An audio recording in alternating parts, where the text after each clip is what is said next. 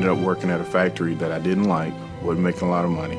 I was at church, ran into a minister.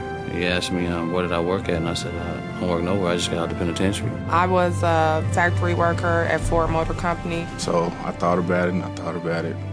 I quit my job. I went through the pipeline program. I decided to take a leap of faith. When I actually seen that the people in the pipeline program were really trying to help you, I said, oh man, I'm on to something here.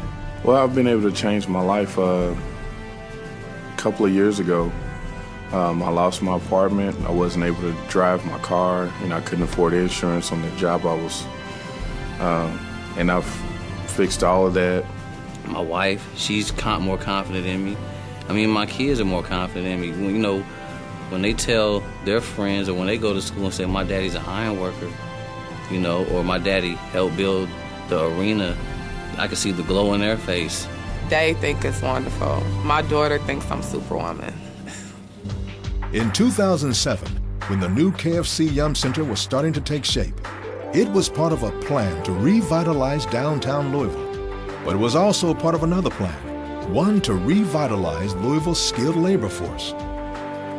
A public-private partnership of nonprofit government labor contractors and civil rights organizations came together to create a special pilot program called the Kentuckiana Works Construction Pipeline.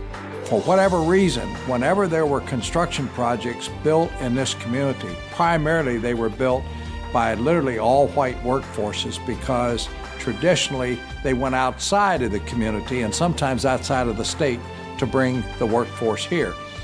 Legislation for the arena was sort of a catalyst, if you will, that really gave us the spark to make this thing really take off and thrive. The construction industry was booming. There was getting ready to be the bridges, there was going to be Museum Plaza, the arena's getting ready to start, and all these other private jobs.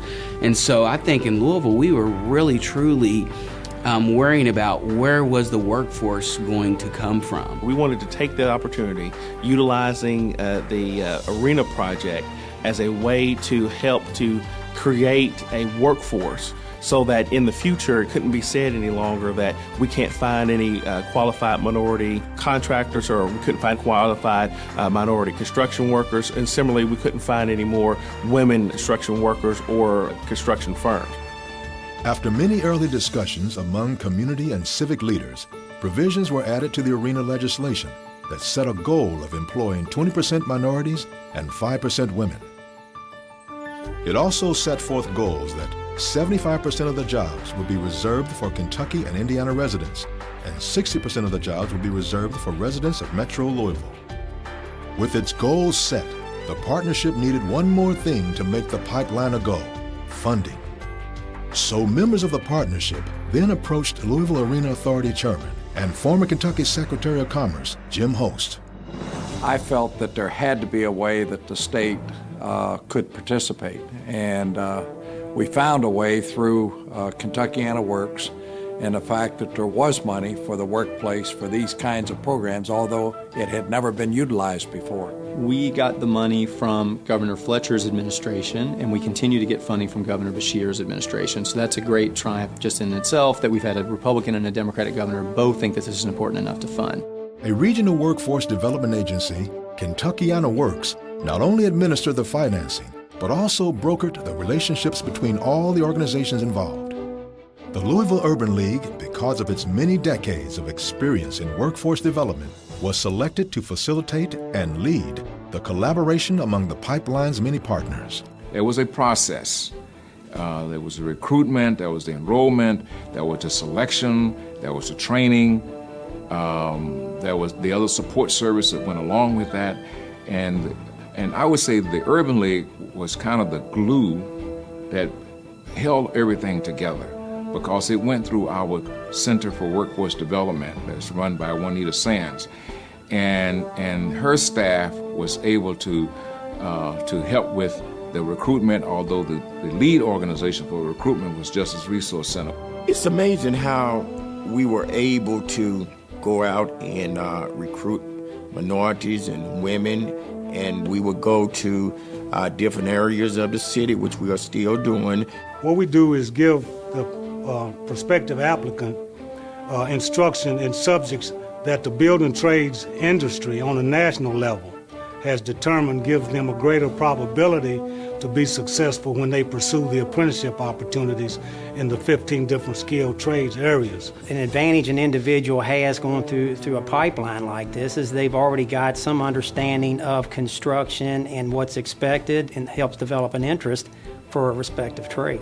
Typically, an apprenticeship will last from 4 to 5 years. And during that process, the individual is learning the craft. It is comprised of on-the-job training and classroom training. I think the numbers are good. They're not what we had originally anticipated. I think we could have tripled them under what the economy was as recently as 5 years ago. Maybe 2,500 or 3,000 people that we have interacted with over time. Out of that group, we've had well over 250 that were selected and gone through the training, and over 100 of them have gotten employment.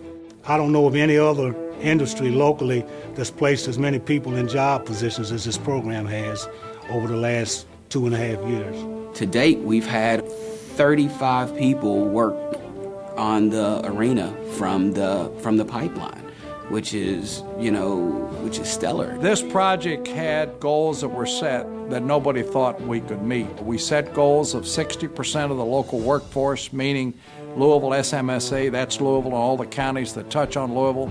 We set a goal of 60%. Today, as the project is being finished, we're at 62%. We've also had a goal of 75% for the workers coming from the Kentucky, Indiana area. We're currently at 82%. We set a goal of 20% minorities of the entire workforce. Today we're at 22%, and we set a goal of 5% women-owned businesses and women on the job, and today we're at 5%. So we have met and exceeded every goal that was set, and that shows that there's no reason why this type of goal can't be set for future projects like this that are done in the Commonwealth. I think we've laid the foundation, and when the construction and economy gets back, we're going to have a workforce that will be able and ready to take advantage of the opportunities that exist. Even though the market has really significantly changed, obviously after the downturn in 2008, what people in the business tell us is when the construction market improves, there's going to be a labor shortage. A lot of folks in construction are 55 plus and are looking for the right time to retire. I really do believe that what we have done in this community for this project is replicable in other communities around the Commonwealth and around the United States. I hear from mayors often about the difficulty in a construction situation of finding sufficient number of skilled women or skilled minorities. Well, we've proven that we can train our own and then be able to give them the opportunity to participate. We also see this as a best practice, and we're going to be promoting this program to other Urban League affiliates throughout the country. Well, as a public servant or one who's gone into politics from that mindset of being a public servant, this is one of those moments that you live for, that you work for throughout your career. The thing that I'm proudest of about the Arena Project is not the bricks and mortar, but the cementing together of this community and of this state between minorities and the workforce. I've been very impressed with the urban leagues in the trenches, willing to be a partner, to hear what the customer needs, and then to deliver what that customer needs. And the other thing I've been really impressed by is the unions have really walked the walk on this. When they say that they want diversity, they're not just saying it. They have shown us that if we can give them candidates that get to that threshold, they will work double and triple time to try to find opportunities for them in the apprenticeship programs.